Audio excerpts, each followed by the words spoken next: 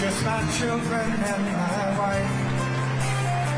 Thank my lucky stars to be living here today, 'cause our flag still stands for freedom and they can't take that away. And I'm proud to be an American, where at least I know I'm free. And I won't forget the men who died, who gave that right to me. And I gladly stand up next to you and defend her still today. 'Cause there ain't no doubt I love this land. God bless the USA.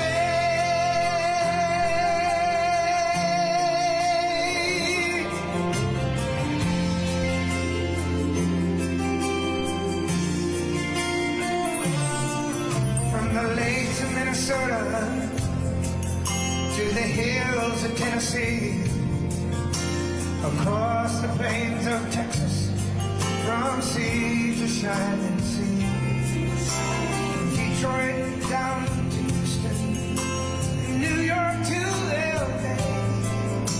There's pride in every American heart, and it's time we stand and say that I'm proud to be an American, where at least I know I'm free. And I won't forget the men who died, who gave that right to me. And I gladly stand up next to you, defend her still today. 'Cause there ain't no doubt I love this land. God bless the USA.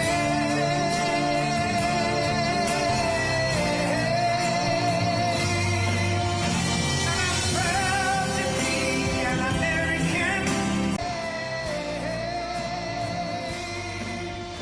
I'm proud to be an American, where at least I know I'm free. And I won't forget the men who died, who gave that right to me. And I gladly stand up next to you and defend her still today. 'Cause there ain't no doubt I love this land. God bless the USA.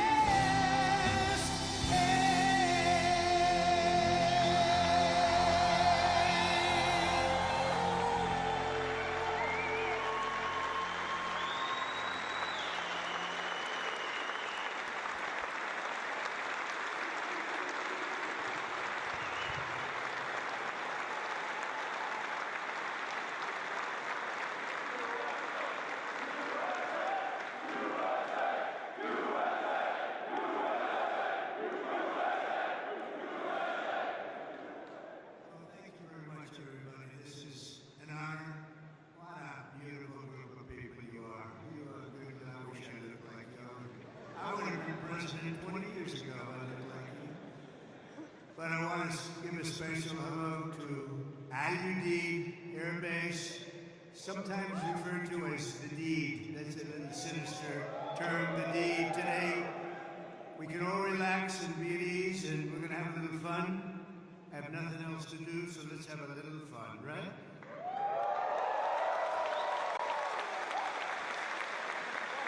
So I'm thrilled to be here with the men and women who embody American strength and pride, the warriors of the United States Armed Forces. It's an amazing group of people. You are, without a doubt, the greatest fighting force in the history of the world. That's the way it is. I said it last night. I said it strong. We have the strongest military in the world. Not even a contest. We have the best equipment. Nobody has equipment like us. Nobody has the planes or the missiles or anything else. And as your Commander-in-Chief, I'm here to say that America's military will soon be bigger, better, stronger, and more powerful than ever before. We just did a budget. The budget was the highest by far, over $1 trillion. It's a lot. It's a lot of stuff, and hopefully it's peace and strength. Hopefully we don't have to use it, because if you use it, I feel sorry for the other guy, but we don't want to have to use it.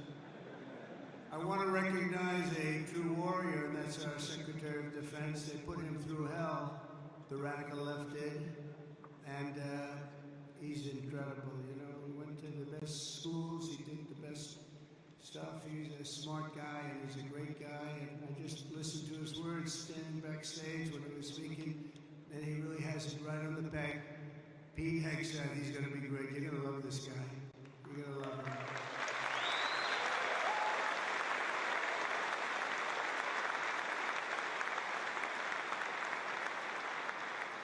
And I also want to influence you to clap for a man who's a great influencer. In fact, my son Barron said, "Dad, you got to do an interview with somebody I hadn't heard of."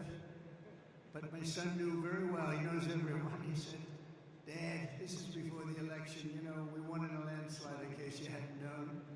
But he said, "Dad, you got to do an interview with a guy named Theo Vaughn." I said, "Who the hell is Theo Vaughn?" He said, "Dad, he's such a big guy. You got to do an interview."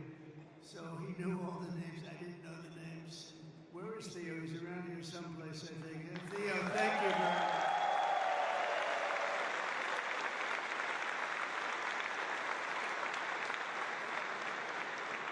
Barron, you know Barron, he said you got to do it there. We had a good time, right?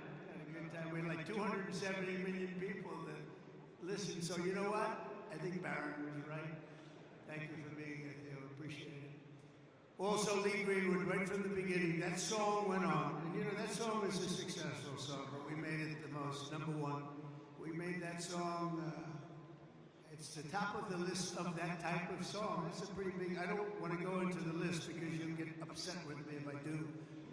Like the national anthem and things. It's like, and it became unbelievable. And I was saying you could get Elvis or anybody else to do a song. There's nothing, that was my intro song right from the beginning. Because as you know, we won 3 elections, okay? And some people want us to do a 4th. I don't know. We'll have to think about that. You saw the new hat. The hottest hat is it says Trump 2028. We're driving the left crazy when you see that. We didn't need that hat, but it's been an amazing period of time. And when Lee Greenwood did that song, it went from the first day. Like I came out, we played it.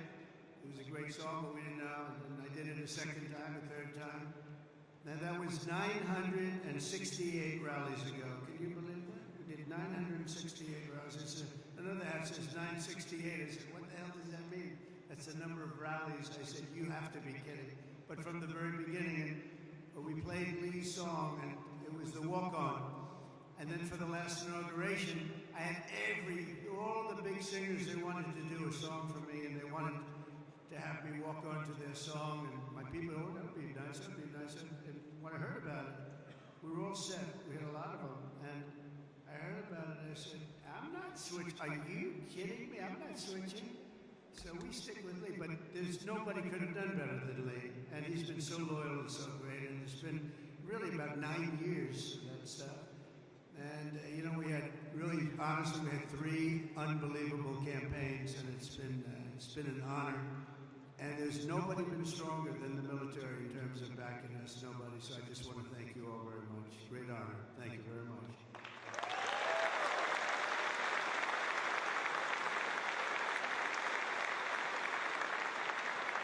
And also with us today is really a great talent. And somebody who's one of the most popular television hosts in history. Still looks young to me, but he's been doing it a long time. But he's an incredible man. He's always seems to take my side, and therefore I like him even more. But he has common sense. We talk about common sense all the time. But he's one of the biggest in the history of television. The great Sean Hannity. He's here someplace. Sean, stand up wherever you are. Thank you, Sean. Thank you. Thank you, Sean. Thank you, Sean. He was a little shy for a change, I think. I've never seen that. We're also grateful to have a very excellent ambassador, Timmy Davis. Everybody loves him. Timmy, thank you.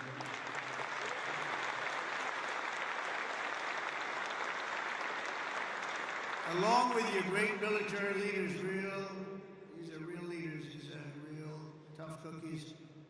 Lieutenant General Derek Trapper France, Major General David Shoemaker, Brigadier General Richard Deuce Dickens, Chief Master Sergeants Chris Murphy and Joshua Wiener, and Colonel Brian Ellis.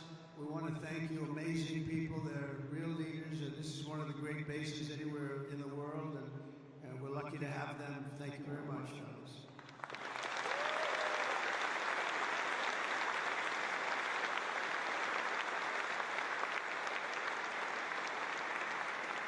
And a very special thanks as well to our partners from the Qatar Army and Armed Forces. Let's give them a really special hand. They are so great. They are so good.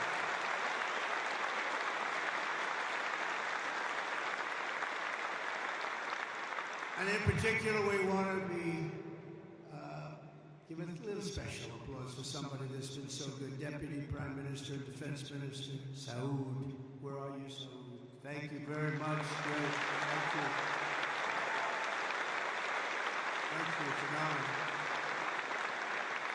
Yesterday, we signed an agreement for Qatar to purchase $42 billion worth of the finest American military hardware, including THAAD missile batteries, Pegasus refueling aircraft, Desert Vipers, light armored vehicles, amphibious combat vehicles, the MQ-9B, and the Sky Guardian drones. That's all the best stuff, isn't it? If it isn't, please stand up and tell me we'll get something else. But I believe it's the best. Qatar will also be investing $10 billion to support this massive base in the coming years. And there's no place like it, they say. And a man, the leader, Amir, he's been a special friend of mine for a long time, long before I did the political thing. When he was a novice, he was a young guy, and we got to know each other. We liked each other and got along long before I ever thought of running for president. And it's nice when you have that kind of a relationship. We got along right from the beginning. He's a special guy. He's a great leader of your country.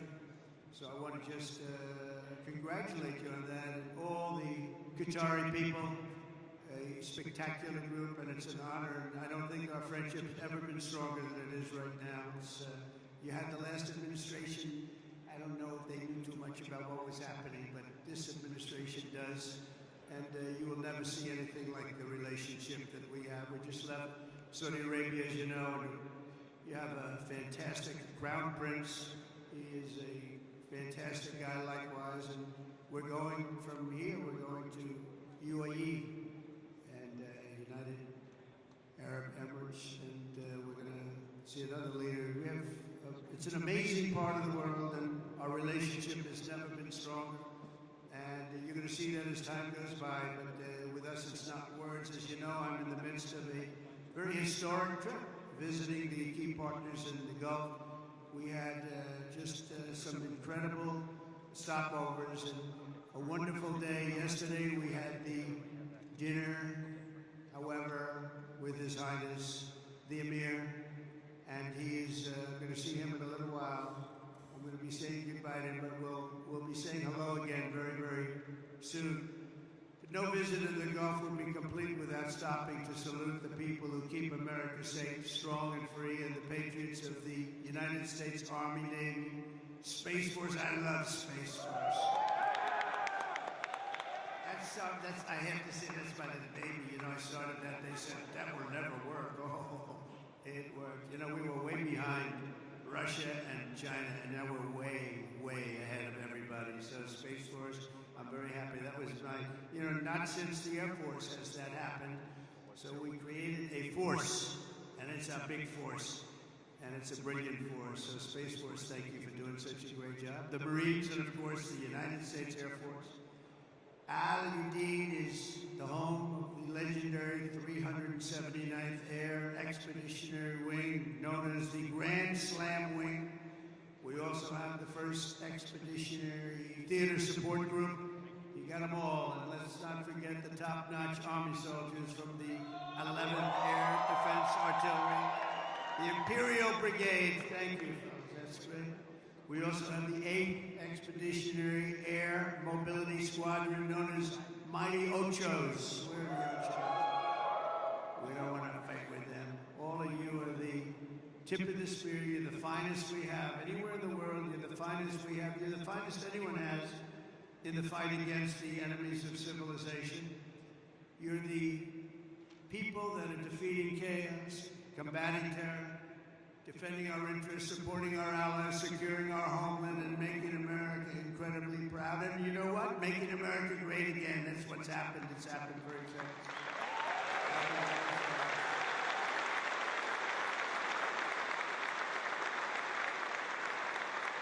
As president, my priority is to end conflicts, not start them, but I will never hesitate to wield American power if it's necessary to defend the United States of America or our partners.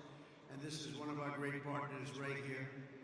When we're threatened, America's military will answer our enemies without even thinking about it. We have overwhelming strength and devastating force. And we had people that didn't like to talk about that, you know? They didn't want to talk about the level of quality that we have. They didn't want to talk about anything. We're going to have a big parade this year, you know, in Washington, D.C., a real parade. And I'll tell you just a little story. A week ago, May 8th, I'd call up a certain country, and they said, oh, we're celebrating the victory of World War II today, sir. Oh, really? I'd speak to one of the presidents or prime ministers or whatever. And they were so busy, oh, yes, we're celebrating the victory of World War II. Then I speak to another one, and they were celebrating. And the fact is, Russia was celebrating, France was celebrating. Everybody was celebrating but us. And we're the ones that won the war. We won the war.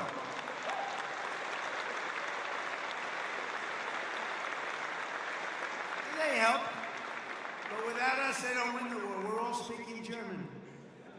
You know that, right? Without us, they're speaking German, maybe a little Japanese too. We won the war, and we're the only ones that didn't celebrate. So what I did is I got my crack staff over there, and we did it every time. We have May 8th, and we also have the date in November, that sacred date in November for World War I, because we won that war too. But think of it, I'm calling. No, we love France, right? But I think we did a little more to win the war than France did. Do we agree? You know, I don't want to be a wise guy.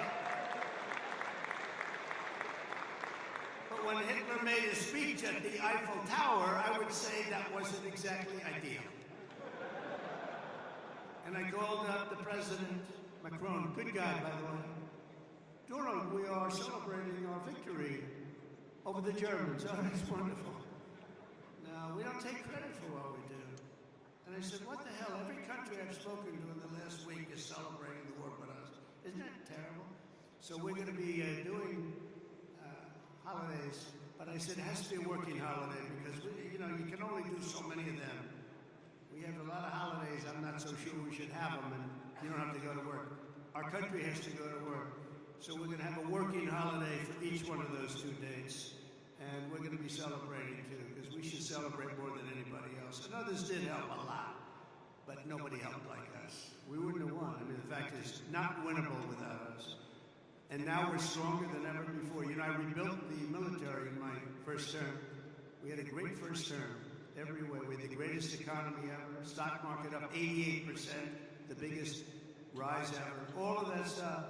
But the second term is going to be even better. We have over $10 trillion going to be invested in our country. And this little tour didn't hurt, I will tell you. Between the 3 great places. I recently announced that I'll approve an unprecedented $1 trillion, as I told you. It's going to end up going higher investment in the U.S. Armed Forces, and that's a record as part of that effort. I signed an order to build the Golden Dome missile defense shield to protect our country from missile attack. Is everybody okay with that?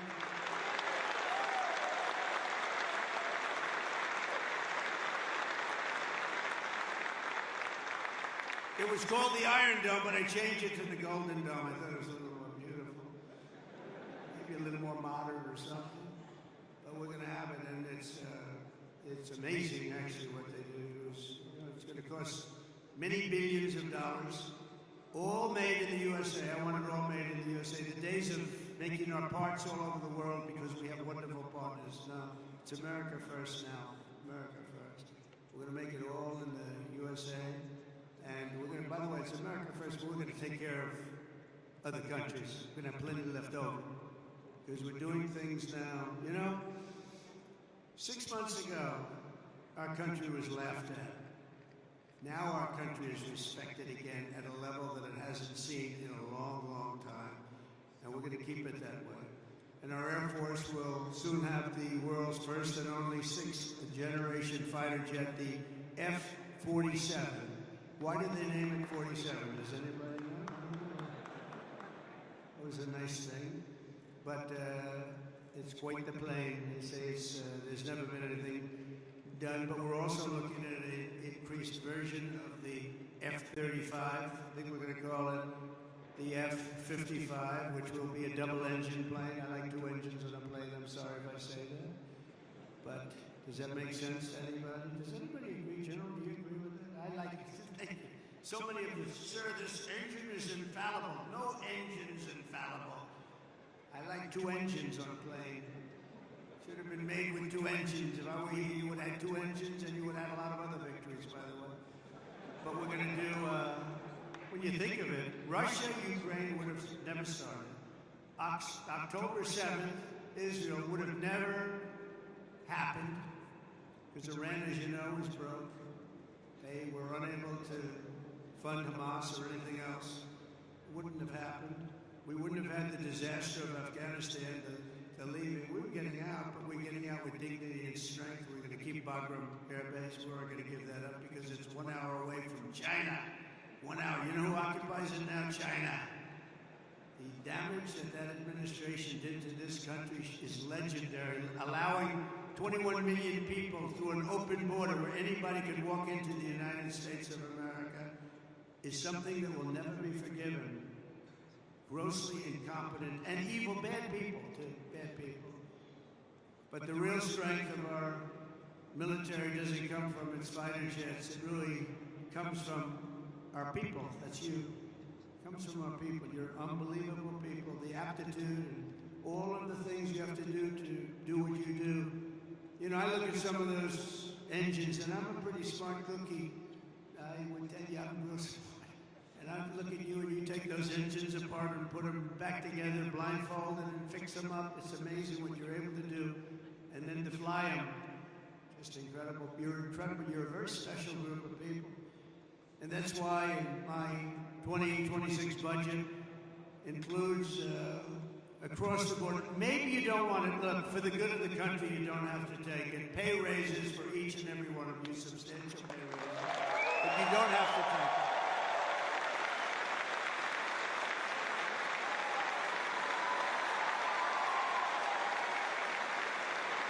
Don't have to take it. You can go to your commanding officer and say, sir, I'd rather not take that pay. I love my country, sir. I refuse to take it. Anybody here, raise your hand, please, if you refuse to take it. That's it. Well, at least we have smart people. That's good. So you do your duty for us, and as Commander-in-Chief, I will always do and fulfill my duty to you. That's what I'm doing. Under the Trump administration, we're liberating everything in our armed forces from really radical social experiments carried out under the previous administration and beyond that, and actually beyond that, and restoring the strong and fierce spirit of the American warrior, the American fighter. On day one, I signed an executive order stopping our service members from being forced to endure endless training sessions on political correctness. We don't care if you're politically correct. And I directed the reinstatement of all patriots expelled from our military by the COVID vaccine mandate, which should have never happened. They're being returned at their former rank with full back pay. Very important. After years of not making our enrollment targets, to me this is the biggest thing. Our military suddenly has the best recruiting numbers that perhaps they've ever had, but certainly in 30 years. Think of that. You go back 6 months ago, we couldn't get people to join the military. Nobody wanted your job. Now everybody wants your job. So we went from having the worst numbers we've ever had in terms of recruitment. That included police officers also, firefighters, but police officers. But in the military, think of that. You couldn't get people to join the military, and now we're bringing over, we have the highest numbers we probably, minimum 30 years, but probably have ever had, because there's such an incredible spirit now in our country. We have a whole new spirit, and it began on a date, November 5th, that was Election Day. Under the Trump administration, America is back, and America's military is back, bigger, better, and stronger than ever before. Since my inauguration, service members stationed throughout this region have terminated 83 major terrorists operating across Iraq, Syria, and Somalia, including the #2 just recently global leader of ISIS. And I knocked out ISIS, as you know, in my term. They said it was going to take 4 years. I said, why 4 years? That's a long time. And then I met a General Raisin Kane. He's now the head of the Joint Chiefs of Staff, right? And he was great. He said, we can do it in 3 weeks. I said, well, I was told 4 years, General, by your television generals in Washington, D.C. And he didn't want to be disrespectful to them. He said, sir, I'm telling you, if you want, we can do it in 3 weeks. And that's what he did. He knocked out 100% of the ISIS caliphate in 3 weeks.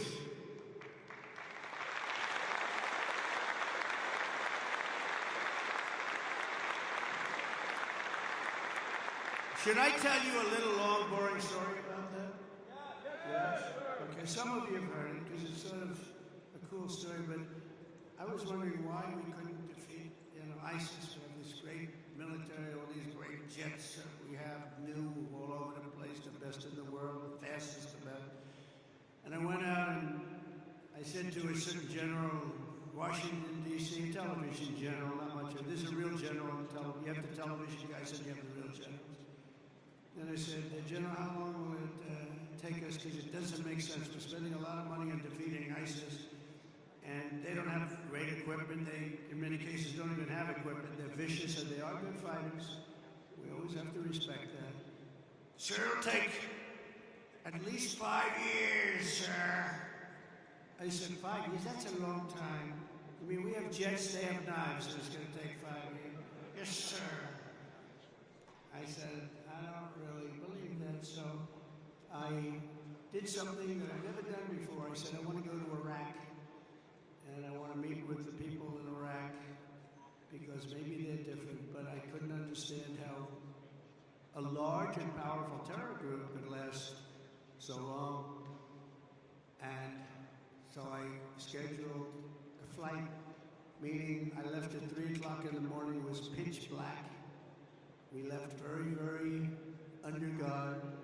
We traveled through Washington, D.C. There was nobody around. Got to the hangar at about 3:15. Air Force One was waiting for us. Pilots, best looking human beings I've ever seen. Even better looking than Tom Cruise, and he's a friend of mine, okay? These guys were central casting, and they could also fly. And we headed out about 3:30 in the morning, pitch black. We headed for Iraq, and nobody knew I was going, nobody.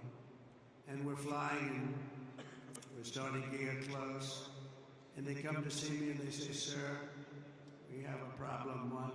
We're flying over enemy territory very soon, sir. Could we please turn off your lights? I said, my lights? We're flying in Air Force One. We just spent trillions of dollars on fighting, and you can't fly in with lights on? No, sir, it's very, very dangerous out there. So I said, all right, obviously turn them off. Then he comes in addition to the lights, we want to turn down the shades. So I said, you mean not even shades? Okay, we'll turn down the shades. They said, I want to go upstairs. This is 747, 2 levels, beautiful plane. Just ordered new ones, by the way, beautiful new ones. And Boeing just, by the way, did the biggest order in the history of Boeing. Just did with your beautiful territory right here. They ordered, I think, 160 planes. I think it's the largest order ever for aircraft. So I salute the people from Boeing, Kelly, and everybody, and General Electric. The engines are General Electric Super Prime, and I really think it's great. Congratulations. But I go up to see the pilots because I love sitting with the pilots.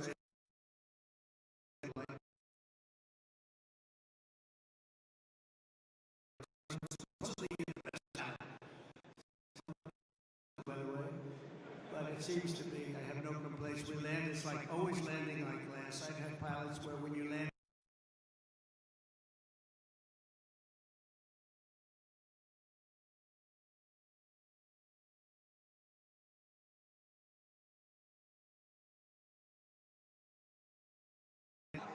but these pilots land, I mean, and the 747's a hard one to land. I don't know if the hair's good enough for that. I don't think so.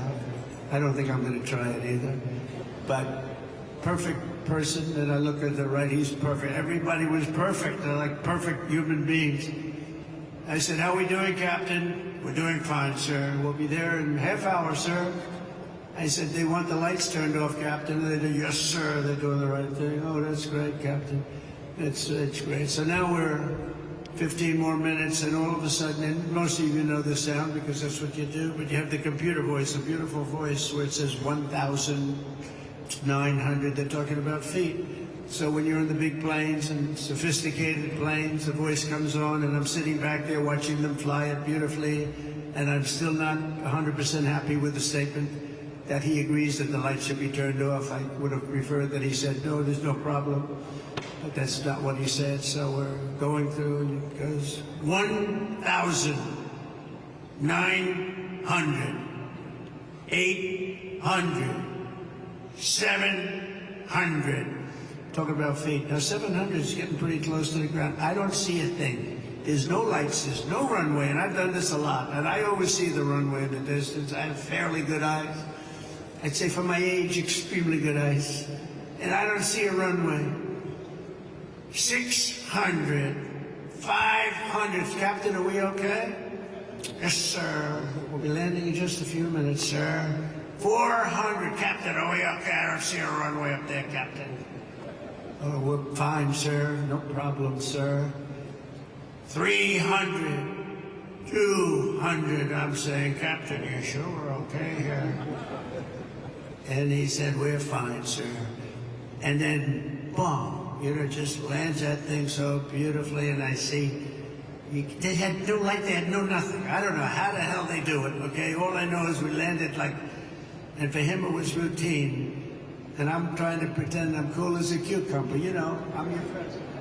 You're supposed to be cool as a cucumber, and I'm like, you know, I'm like, I'm not happy. But after we land, I actually went to my people and I said, I want to ask you a question. I did a very brave thing just there. Is the president allowed to designate himself for the Congressional Medal of Honor? And they said, sir, honestly, that wouldn't be good. I said, okay. So anyway, I kid. You know, I have to say I kid because the fake news is back there, and they'll actually, and they'll say that the president wanted to give himself the Congressional Medal of Honor, and he was talked out of it by his staff. So anyway, so I get the door opens, we have a platform, and I see down, I look down, and I see these are all specimens, just like you guys are all perfect people. And I'm seeing a couple of generals, a couple of staff sergeants, drill sergeants, but everybody's like from a movie. And I walk out of the plane and meet the first gentleman, and I said, what's your name? He said, Kane, sir, my name is Kane. And I said, hello, Kane, what's your first name? Well, they call me Raisin. I said, wait a minute, Raisin, you mean like Raisin Kane? Yes, sir, that's what they call me. General, I love you. You're the guy I'm looking for, General. You're the guy I'm looking for. So it's Raisin Kane. It's Daniel Kane, but Raisin Kane, they call him. Then I met another general. I met a colonel. I met a sergeant. They said, sir, would you like to rest? I said, what do you mean rest? I've been resting on the plane. I don't want to rest. What do I have to rest for? He was thinking about Biden to come, okay?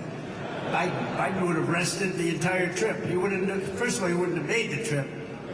But if he landed, he would have been arrested for about 5 days before he had the first meeting. I said, no, let's go have the meeting because I want to find out what's going on over here. We're spending a lot of money and people are being killed.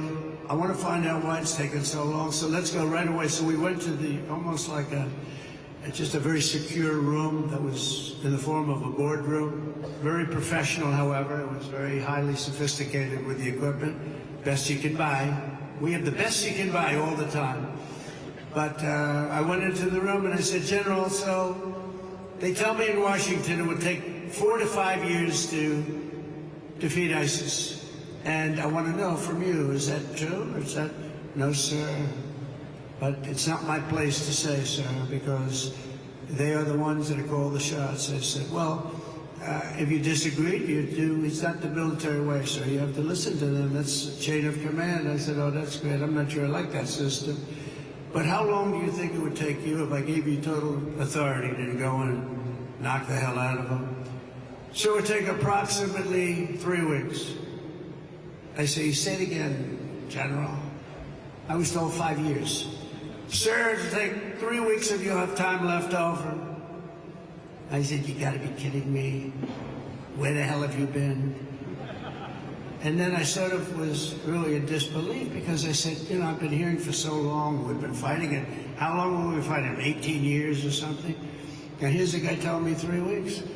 So I said, General, how do you do it in 3 weeks? He says, well, sir, I don't like saying this because I do have people in Washington, but I'm going to say it. We have portable stations, we have portable runways, we have runways all over the place, we have other bases, and we're being forced to fight them from a very far away, distant base, which is right here.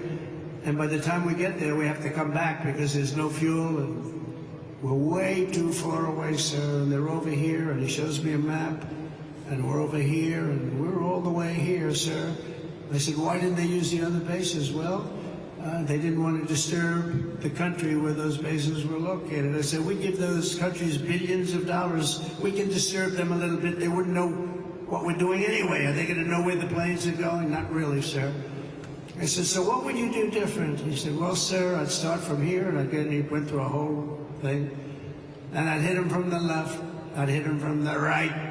I'd hit him from underneath. I'd hit him from the top.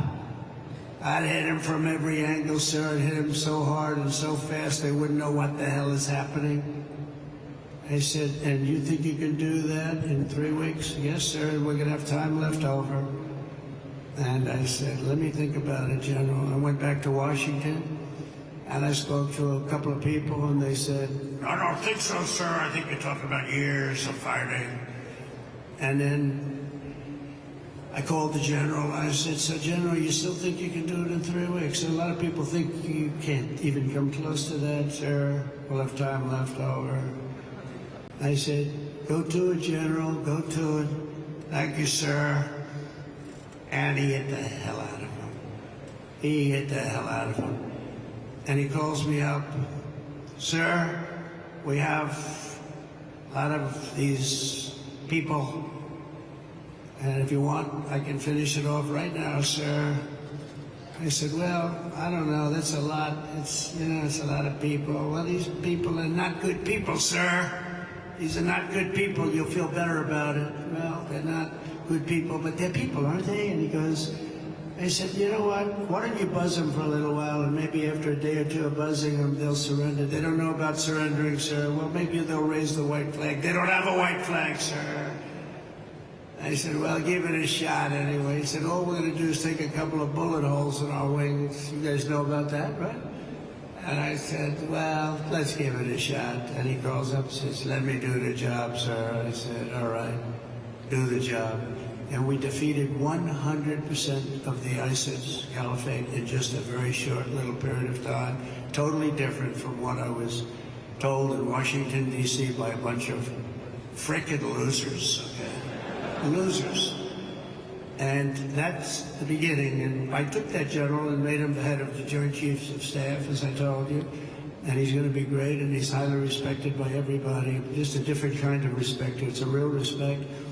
But we can do our job better than anybody in the world, but you have to have the leadership of the top at the top, and we're doing that. We're finding, we let a lot of 4 stars go A lot of four. We had more 4 stars. We had, I think, 425 4 stars. In World War II, which, by the way, we won, in World War II, we had 187 generals. And we had like 425 generals now, without really a war. And so we made a lot of changes, and we have the best. We have the best. We worked hard to figure the best, the real ones. We want the real generals, not the fake generals, and not the political generals, too. So we have something that's special, but it can show you really what happened. We also just apprehended, as an example, the ISIS terrorist of the Albrecht Grad, the one that caused all of the problems in Afghanistan, caused unbelievable destruction. We lost 13 great soldiers. I got to know the parents and the families of those soldiers, but you know what they don't say is the ones who were so horribly wounded, which were many. And hundreds of people were killed from the other side. I always include that. That should have never happened. That whole mess should have never happened. I think it was the most embarrassing day in the history of our country. And we're not going to have things like that happen anymore. And again, we should have kept the air base. Should have kept it. We let it go. And we left, and it was a very embarrassing moment in the history of our country. That'll never happen again. There are a lot of people that said that Russia went into Ukraine. When they saw that, they said, wow, we didn't think that was possible, but it's not possible any longer, I can tell you. That's another one would have never happened if I were president. Russia would have never gone into Ukraine. All of those things, they would have never happened. But the Afghanistan withdrawal, not the fact that they withdrew, but the fact that the way they did it was so horrible and so embarrassing. So we brought this horrible person to justice, to American justice. We caught the person that set off that bomb. And all of this is possible because of the work that you do with partnerships that you forge. In this case, it was Pakistan. And by the way, I don't want to say I did, but I sure as hell helped settle the problem between Pakistan and India last week, which was getting more and more hostile. And all of a sudden, you'll start seeing missiles of a different type. And we got it settled. I hope I don't walk out of here and 2 days later find out that it's not settled, but I think it is settled. And we talked to them about trade. Let's do trade instead of do war. And Pakistan was very happy with that, and India was very happy with that, and I think they're on the way. You know, they have been fighting for about 1,000 years, in all fairness. So I said, you know, I could settle that up. I can settle anything. Let me settle it up. Let's get them all together. How long have you been fighting? About 1,000 years. Oh, that's a lot. I'm not sure about that. I'm not sure about settling. That's a tough one. They've been fighting for a long time. But we got that settled. Everybody was very happy, I'll tell you. That looked like it was really going to be escalating out of control. But with us today is the first sergeant of the 379th Wing, Master Sergeant Patrick Elders. Patrick, wherever you may be, where are you, Patrick?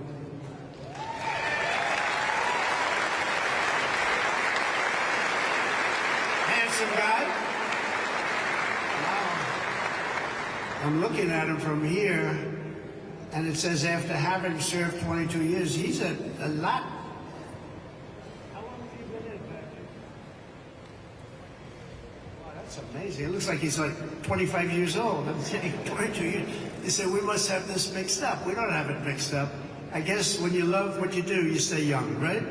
And he loves what he does, no doubt about it. But having served over 22 years in the Air Force, he's one of his, right now, this is his 6th deployment, but this time it's a little different because his stepson, Airman First Class Ashton Inman, is on his own first ever deployment nearby in Kuwait, right now in Kuwait, which is really incredible. Master Sergeant Elders is proud that 2 generations of his family are now serving the same mission in the same theater, protecting the same great American flag. So say hello to him.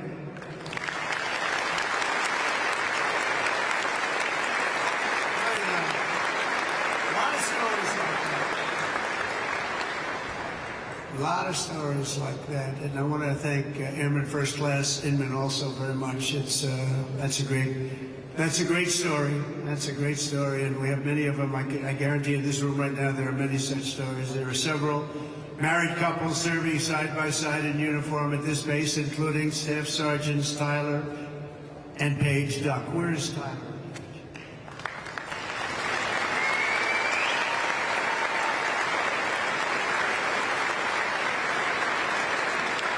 For years, they grew their relationship while Paige was deployed in the UK and Tyler was halfway around the world at Joint Base Elmendorf, Richardson in Alaska, conquering a 14-hour time difference. That's a lot of time difference. And now they're together at Al, Udeid, and it's really great. So Staff Sergeants, congratulations. It's fantastic. The American people never forget that our service members and their families make incredible sacrifices each and every day so that all Americans can be safe and be free, and we love our amazing military families. Our military families are as good as you can get. The men and women here today are part of a noble tradition of service that has been passed down from one generation of Americans to the next, and your spirit and courage and sacrifice has always been there when we needed you the most. You're always there when we need you the most. With us today is Master Sergeant Michael Schlow, who happens to be from a small town in a place called Butler, Pennsylvania. Has anybody heard of Butler, Pennsylvania? Yeah. Michael's a member of the Air Force Reserve as well as Butler County Corrections Officer. And last July 13th, he attended the rally where an assassin tried to take my life. He gave it a shot. Not good. That was someday. As soon as the shots were fired, Michael raced to direct law enforcement toward the sniper's perch, then worked to evacuate the rest of the crowd in a very safe manner. But Master Sergeant Schlow would be the first to tell you who the real hero was that day. He personally knew and really liked veteran firefighter, also a veteran of the military, great veteran of the military, who laid down his life for his country, really laid down his life for his country. His whole life was about his country. Corey Comparator, and he's become somewhat of a legend, I will tell you. He took a hard shot. He took a hard shot guarding his family.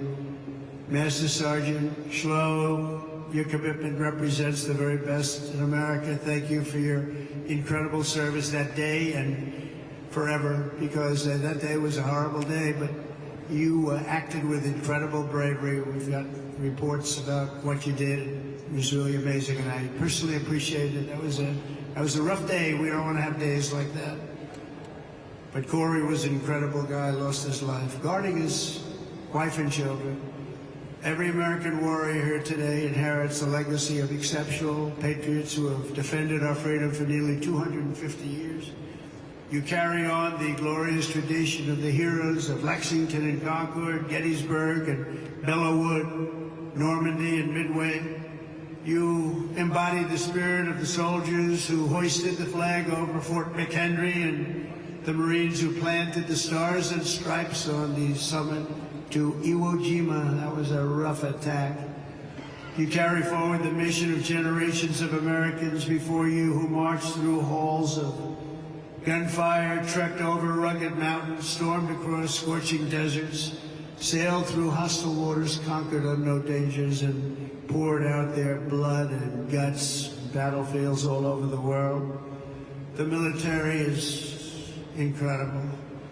And we won our independence. We preserved our union, protected our way of life, defeated fascism, crushed terrorism, liberated millions and millions of people from bondage, and brought communism to its knees. It's what we did.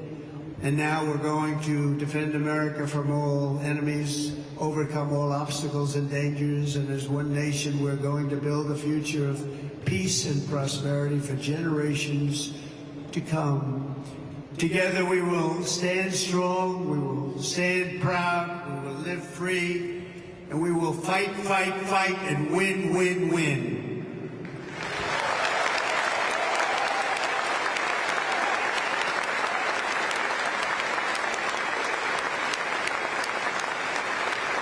So my trip is 4.5 days, but this is the one I was so looking forward because I'm with the people that I really love and respect. We love and respect you. This is what you're doing, the service you do for your country. You keep us safe. There is no more important profession. And I was so proud to see those reports coming in just a few days ago saying that the enrollment is at the highest level ever, especially when I had to suffer running against a group of people that were very inappropriate, where they allowed that reputation of what you stood for and what you stand for to deteriorate to a point where we weren't able to recruit. So just remember this, you have a job now that everybody wants. Everybody wants to be doing what you're doing. It's a special job, and I'm so proud. When I saw those numbers come across the board that we set the record for enrollment in the military, and we took that from the exact opposite just 6 months before, I was very, very proud of that. We have a great country. We have a proud country. We have a country that's respected all over the world. And as I said before, a year ago we were laughed at, but nobody's laughing at our country anymore. We're the most respected country anywhere in the world. And thank you very much, and enjoy your lives, and God bless America. Thank you very much. Thank you.